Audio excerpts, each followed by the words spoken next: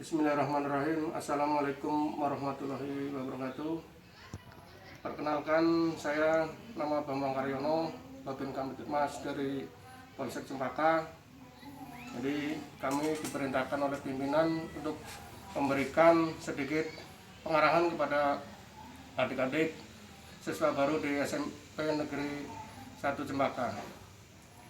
Pada kesempatan hari ini kami akan sedikit membahas kenakalan remaja. Karena apa? Di Cempaka itu sering terjadi di sekolah-sekolah lain kenakalan remaja. Mudah-mudahan dengan anak didik yang sekarang tidak akan terjadi kenakalan remaja di wilayah hukum Polsek Cempaka. Jadi sebelumnya kami akan membahas pengertian kenakalan remaja. Pengertian kenakalan remaja adalah suatu bentuk aktivitas atau kegiatan ataupun perbuatan yang melanggar hukum. Jadi perbuatan kita yang melanggar hukum itu karena pelakunya masih anak-anak disebut kenakalan remaja. Demikian. Adapun pengertian kenakalan remaja sering kita jumpai jenis-jenis kenakalan remaja itu yang pertama memakai narkoba, yang kedua pencurian, yang ketiga balapan liar, yang keempat tawuran. Nah, itu akan kami jelaskan satu persatu. Memakai narkoba, yang gampang aja kita temuin tahun-tahun berikutnya untuk anak-anak didik kebanyakan atau di luar sana itu. Contoh kalau narkoba yang muda itu menghisap lem, itu termasuk jenis narkoba. Nah, karena ini durasinya nggak terlalu lama, jadi saya akan jelaskan secara sederhana aja. Kemudian pencurian, unsur pencurian yaitu barang siapa mengambil barang tanpa izin pemiliknya, itu yang disebut pencurian.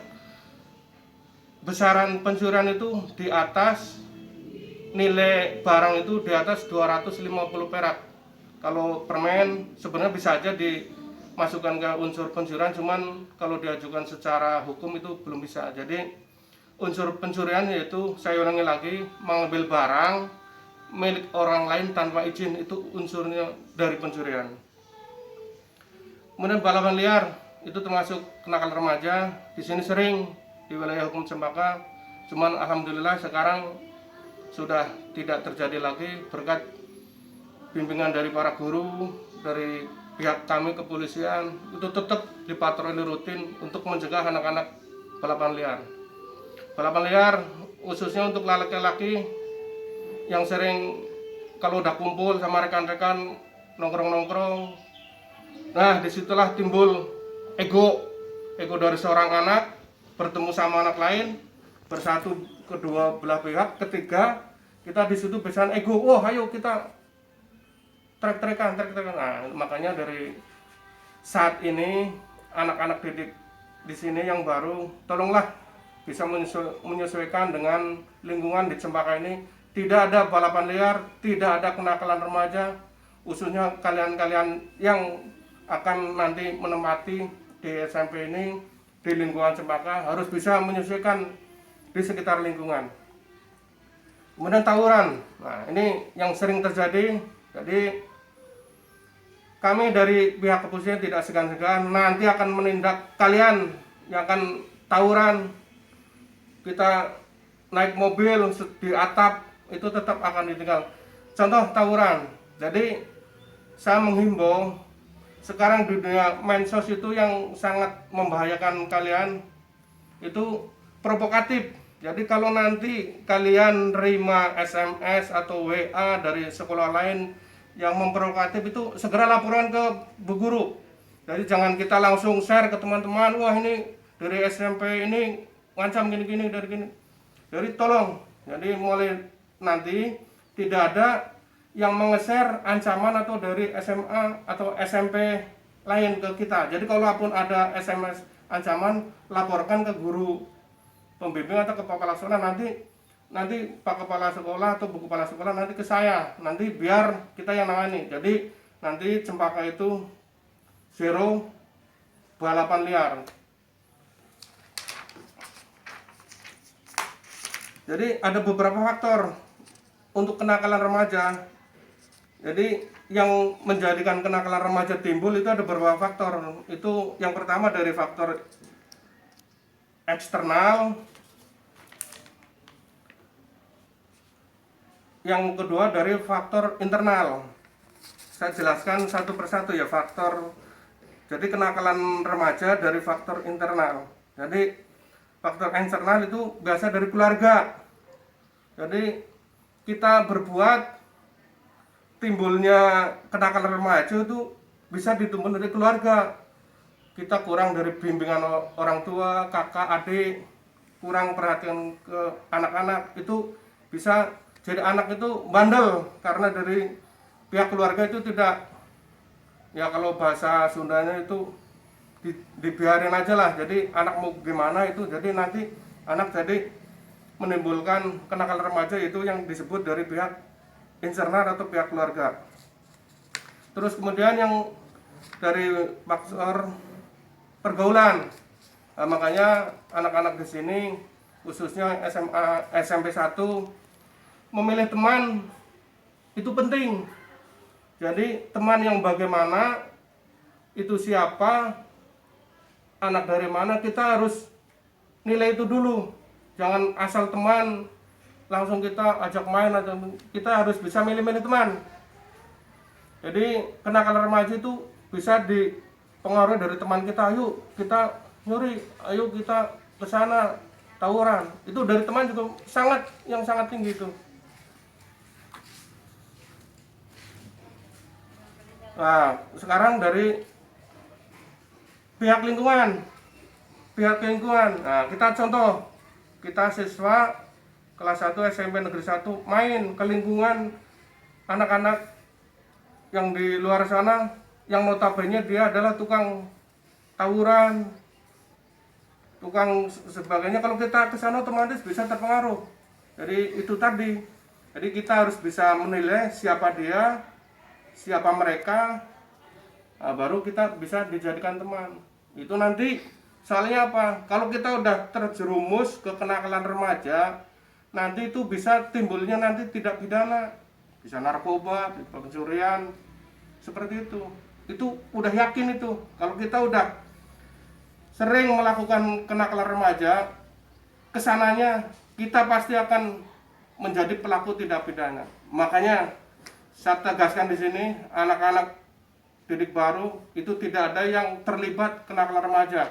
Ya seperti itu tadi, dari awal saya jelaskan, masalah narkoba, pencurian, balap liar, tawuran, itu yang paling pokok. Nah, saya sekali lagi tegaskan, nanti kalau apabila Anda melakukan itu, urusannya bukan sama sekolah lagi, tapi dengan pihak dari yang berwajib dari Polsek Cempaka. Kita lanjutkan lagi masalah yang internal. Internal tadi baru satu yang kami jelaskan. Faktor internal itu dari diri sendiri. Jadi biasanya memasuki masa pubertas, biasanya anak akan mencari karakter. Jadi seperti kalian itu, kalian udah tumbuh dewasa, itu akan mencari jati diri sendiri.